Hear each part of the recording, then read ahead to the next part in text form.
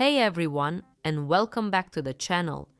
In today's video, I'll walk you through how to set up and use WireGuard VPN on macOS with IPs from Proxy SOCKS 5.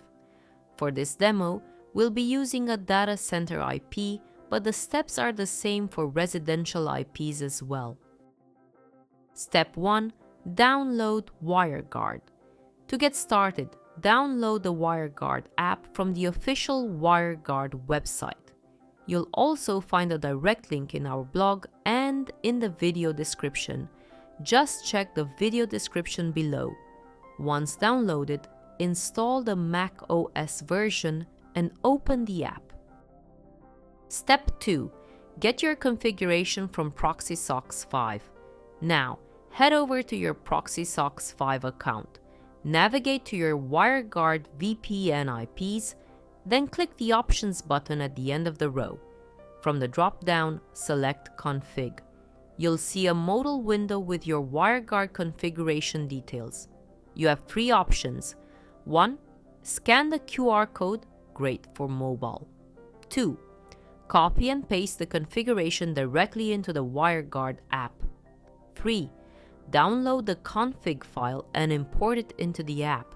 For this video, I'll go with the download option. Step 3. Import the configuration into WireGuard. Once the file is downloaded, open the WireGuard app. You'll notice the WireGuard icon appears in the system tray. Click it, choose Manage Tunnels, then select Import Tunnel from File and pick your config file. You may get a pop-up asking for permission.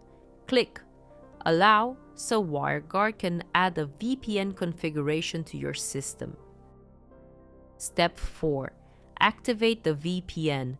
If you have multiple tunnels, just select the one you imported and click Activate. You're now connected. Step 5. Verify your IP.